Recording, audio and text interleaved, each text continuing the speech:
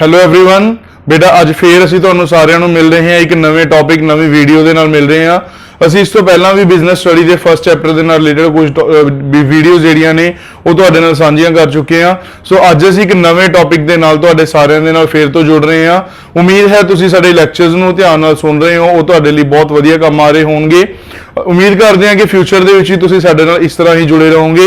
ਅਗਰ ਸਾਡੇ ਵੱਲੋਂ ਹੋਰ ਇਸ ਤਰ੍ਹਾਂ ਦੀਆਂ ਤੁਸੀਂ ਵਧੀਆ ਵੀਡੀਓਜ਼ ਲੈਣਾ ਚਾਹੁੰਦੇ ਹੋ ਤਾਂ ਸਾਡੇ ਚੈਨਲ ਨੂੰ ਸਬਸਕ੍ਰਾਈਬ ਕਰੋ, ਨੋਟੀਫਿਕੇਸ਼ਨਸ ਪਾਓ ਤਾਂ ਕਿ ਤੁਹਾਨੂੰ ਰੈਗੂਲਰ ਬੇਸਿਸ ਦੇ ਉੱਪਰ ਅਸੀਂ ਕਮਰਸ ਦੀ ਇੱਕ ਵਧੀਆ ਤੋਂ ਵਧੀਆ ਸਟੱਡੀ ਇੱਕ ਈਜ਼ੀ ਵੇ ਦੇ ਨਾਲ ਪ੍ਰੋਵਾਈਡ ਕਰਵਾ ਸਕੀਏ। ਸੋ ਆਪਾਂ ਜ਼ਿਆਦਾ ਟਾਈਮ ਵੇਸਟ ਨਾ ਕਰਦੇ ਹੋਏ ਹੁਣ ਅਸੀਂ ਆਪਣੇ ਟੌਪਿਕ ਵੱਲ ਵਧ ਰਹੇ ਹਾਂਗੇ। ਅਸੀਂ ਅੱਜ ਜੋ ਟੌਪਿਕ ਡਿਸਕਸ ਕਰਨਾ ਹੈ ਉਸ ਟੌਪਿਕ ਦਾ ਨੇਮ ਹੈ difference between public company and private company. बहुत सारे स्टूडेंट्स नेगे जिन्होंने इस चीज़ से डाउट होता है कि पब्लिक कंपनी और प्राइवेट कंपनी की हैगी है, इन्हां दे डिफरेंस की हैगे नेगे। सो असी अज एक डिफरेंस दे नाल तुहानूं ये क्लीयर करांगे कि पब्लिक कंपनी और प्राइवेट कंपनी दोनों दे विच डिफरेंस की है। बेटा बेसिकली अगर इसके मीनिंग की गल करिए, पब्लिक कंपनी वो कंपनी है जो किसी ना किसी सेंट्रल गवर्नमेंट, स्टेट गवर्नमेंट या इन कॉरपोरेट बॉडी के द्वारा जी है स्टैट्यूटरी बॉडी के द्वारा चलाई जा रही है। इस पब्लिक इंटरस्ट जो है वो बहुत ज्यादा इंपॉर्टेंट होंदा है। जदों कि एक प्राइवेट कंपनी एक ऐसी कंपनी है जो कि एक प्राइवेट सैक्टर के द्वारा चलाई जा रही है। इसका जो मेन ऑब्जेक्टिव है वो है रही है प्रॉफिट मैक्सिमाइजेशन। पब्लिक कंपनीज जो ने बेटा वो सोशल वेलफेयर के ऑब्जेक्टिव नाल अगे वध रही ने, बट जो प्राइवेट कंपनीज हैगियां ने वो बेटा अपने को अपने प्रॉफिट मैक्सिमाइजेशन के ऑब्जेक्टिव के नाल अगे वध रही ने। सो असीं हुण अपना ज्यादा टाइम वेस्ट ना करते हुए अपना जिहड़ा कंसैप्ट है उसनूं अगे लैके चलदे हांगे। So today we discuss about the concept difference between public company and private company. So असीं सब तो पहला गल करदे हांगे, ये अपने कोल बेसिस दिते हुए हैगे ने, तुसी देख सकते हो कि स्क्रीन पे सब तो पहला बेस असी जो डिफरेंस करने ने किस किस चीज के बेस से करांगे। असी बिल्कुल अपने एक जिहड़े ने कि डाउन पॉइंट तो चकांगे बेटा कि साडे कोल बेस तो लैके चलांगे डिफरेंस की हैगे ने। सब तो पहला असी डिफरेंस करांगे मिनिमम नंबर ऑफ मैंबर्स नूं लैके, दैन असी डिफरेंस करांगे मैक्सिमम नंबर ऑफ मैंबर्स नूं लैके, दैन असी डिफरेंस करांगे बेटा नंबर ऑफ डायरैक्टर्स नूं लैके करांगे, दैन असी डिफरेंस करांगे रजिस्ट्रेशन नूं लैके, दैन कमेंसमेंट ऑफ बिजनेस कि कंपनी बिजनेस कदों स्टार्ट कर सकती है, दैन असी करांगे बेटा ट्रांसफर ऑफ शेयर्स नूं कि किस कंपनी के जिहड़े मैंबर्स ने कि अपने शेयर्स नूं ट्रांसफर कर सकते हैं। दैन स्टैट्यूटरी मीटिंग कंपलसरी बेटा ऑब्लीगेशंस जिहड़ियां ने रिगार्डिंग द मीटिंग उसके बारे गल करांगे, और नेम एड्रा एंड की लगाया जाएगा रही एक पब्लिक कंपनी या प्राइवेट कंपनी के द्वारा। असी 8 बेसिस जिहड़े ने तुहाडे लई लैके आए हांगे जिन्हां दे बेस से असी जो डिफरेंस है वो क्लीयर करांगे। सो असी सब तो पहला गल करते हैं कि मिनिमम नंबर ऑफ मैंबर्स। सब तो पहला असी डिफरेंसेस जो लिखे ने तुसी देख सकते होंगे वो पब्लिक कंपनी के लिखे हैं। दैन असी जो डिफरेंसेस लिखे ने वो है बेटा प्राइवेट कंपनी के। So now today we discuss about the concept public and private company का डिफरेंस असी कर रहे हैं। सब तो पहला असी गल करिए मिनिमम नंबर ऑफ मैंबर्स की।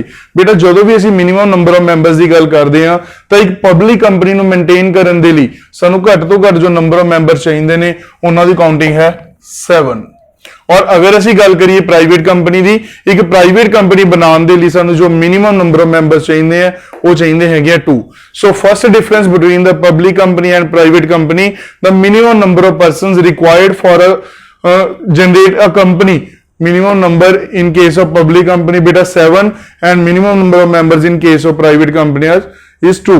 तो इस करके सब तो पहला डिफरेंस यही सीगा कि घट तो घट मैंबर्स की जिहड़ी रिक्वायरमेंट हैगी है पब्लिक कंपनी दे 7 और प्राइवेट कंपनी दे विच 2 मैंबर्स की हैगी है। सो नैक्सट असीं गल कर रहे हैं कि मैक्सिमम नंबर ऑफ मैंबर्स नूं लैके, मैक्सिमम नंबर ऑफ मैंबर्स नूं लैके आम तौर पर कन्फ्यूजन हुंदी है कि किसी दे विच किन्ने दिते हुए ने किसी दे विच किन्ने दिते हुए ने। सो असीं गल करते हैं अगर असीं पब्लिक कंपनी की गल करिए बेटा पब्लिक कंपनी दे विच मैक्सिमम नंबर ऑफ पर्सनस नूं लैके किसी भी तरह की कोई भी रिगार्डिंग लिमिट जिहड़ी है वो नहीं रखी हैगी। अनलिमिटेड नंबर ऑफ मैंबर्स जिहड़े ने इस दे विच हो सकते हैं पब्लिक कंपनी दे विच। बट अगर असीं गल कर रहे हैं प्राइवेट कंपनी की तो प्राइवेट कंपनी के जो मैक्सिमम नंबर ऑफ पर्सनस हैगे ने बेटा वो किन्ने होणगे 200। देखो हुण असीं गल कीती है मैक्सिमम नंबर ऑफ मैंबर्स की, पब्लिक कंपनी दे विच अनलिमिटेड नंबर ऑफ मैंबर्स हो सकते हैं, but in case of private company maximum number of members are 200 बेटा। ठीक है, सो 2 डिफरेंसेस असीं क्लियर कर लेंगे।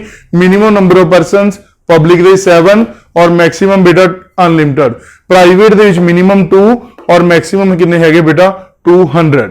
Now next difference number of directors. Number of directors for generation a company, ਅਗਰ ਇਹ ਅਸੀਂ ਪਬਲਿਕ ਕੰਪਨੀ ਦੀ ਗੱਲ ਕਰੀਏ ਤਾਂ ਪਬਲਿਕ ਕੰਪਨੀ ਨੂੰ ਮਿਨੀਮਮ 3 ਡਾਇਰੈਕਟਰਸ ਜਿਹੜੇ ਨੇਗੇ ਉਹ ਆਪਣੇ ਕੋਲ ਪਹਿਲਾਂ ਤੋਂ ਹੀ ਅਪਾਇੰਟ ਕਰਨੇ ਪੈਂਦੇ ਆ, ਜਦੋਂ ਕਿ ਪ੍ਰਾਈਵੇਟ ਕੰਪਨੀ ਨੂੰ ਆਪਣੇ ਕੋਲ ਮਿਨੀਮਮ 2 ਡਾਇਰੈਕਟਰਸ ਜਿਹੜੇ ਨੇਗੇ ਬੇਟਾ ਉਹ ਅਪਾਇੰਟ ਕਰਨੇ ਪੈਂਦੇ ਆ। ਨੈਕਸਟ ਵਨ ਬੇਟਾ रजिस्ट्रेशन। रजिस्ट्रेशन जी है बेटा अपने को पब्लिक और प्राइवेट कंपनी, कंपनी कोई भी है, चाहे पब्लिक कंपनी है, चाहे प्राइवेट कंपनी है, चाहे ओपीसी 1% कंपनी है, हर एक तरह की कंपनी नु बेटा जो रजिस्ट्रेशन है वो करवानी कंपलसरी है, फिर चाहे पब्लिक है चाहे प्राइवेट हैगी है। इन्हां दी जो रजिस्ट्रेशन हैगी है बेटा कंपनी एक्ट 2013 या फिर किसी भी होर कंपनी एक्ट के अंडर जी इसमें असीं रजिस्टर्ड करवा सकते हैं। किसी होर भी कंपनी एक्ट के कहने का मतलब बेटा पहला जो एक्ट चलता सीगा साडी इकोनॉमी दे विच कंपनी एक्ट 1956 चलता सीगा, 2013 दे विच इस दे विच एक अमेंडमेंट हुई, एक नवा एक्ट जनरेट होया जिसनूं असीं बोलदे हैं कंपनी एक्ट 2013। तो इस जिहड़ियां कंपनीज ने बेटा चाहे वो पब्लिक है चाहे प्राइवेट है, दोनों नूं ही रजिस्टर करवाना बहुत ज्यादा जरूरी है। सो next one commencement of business, कि एक कंपनी बिजनेस कदों शुरू कर सकती है बेटा अपने कोले। सो इन्हां दोनों दे विच एक डिफरेंस है। पब्लिक कंपनी जो है after getting certificate of commencement of business, एक पब्लिक कंपनी जो है बेटा वो अपने बिजनेस का जो सर्टिफिकेट मिलेगा रजिस्ट्रार तो, किस चीज का मिलेगा बेटा, कमेंसमेंट ऑफ बिजनेस का, बिजनेस शुरू करने का सर्टिफिकेट जो है जो उन्होंने मिलेगा उदों ही एक पब्लिक कंपनी बिजनेस शुरू कर सकती है, अदरवाइज वो बिजनेस शुरू नहीं कर सकती। बट प्राइवेट कंपनी कदों करेगी बेटा, as soon as it is incorporated, जो ही एक प्राइवेट कंपनी इनकॉर्पोरेट हो जाती है under the company act 2013, then private company जो है वो अपने बिजनेस को ईजीली स्टार्ट कर सकती है। सो असीं 5 डिफरेंसिस क्लीयर कर लेने बेटा। नैक्सट असीं अपने डिफरेंस वाल वध रहे हैं। डिफरेंस का नेम है ट्रांसफर ऑफ शेयर्स बेटा। हुण एक पब्लिक कंपनी की अगर असीं गल करिए तो पब्लिक कंपनी के जो शेयर होल्डर्स ने बेटा वो अपने शेयर्स को ईजीली ट्रांसफर कर सकते हैं। इन्हां दी फ्रीली जिहड़ी सेल परचेज हैगी है मार्केट दे विच वो हो सकती है, बट प्राइवेट कंपनी जिहड़ी इसके शेयर्स ट्रांसफर नहीं हुंदे हैगी। So next one is statutory meeting. Public company के रिगार्डिंग एक ऑब्लीगेशन हैगी है कि इन्होंने साल के दौरान अपनी एक एनुअल जनरल मीटिंग जी है वो करनी पेगी और उस मीटिंग की एक स्टैट्यूटरी रिपोर्ट जी है वो तैयार करनी होंगी है बेटा।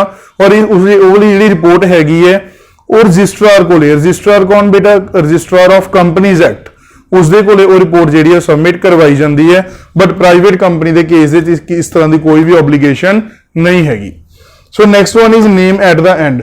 जो पब्लिक कंपनीज ने वो एट द एंड बेटा कीवर्ड लगांदियां नेगियां लिमिटेड, और जो प्राइवेट कंपनीज नेगियां वो की लगानगियां private limited. So that's a basic differences between the public company and the private company. ठीक है, सो इहदे नाल ही बेटा अपना टॉपिक कंप्लीट हो रहा है। होप सो तुहानूं सारिआं नूं वधिया लग्गिआ होएगा, तो कमेंट करके सानूं जरूर दस्सिओ। थैंक यू बेटा।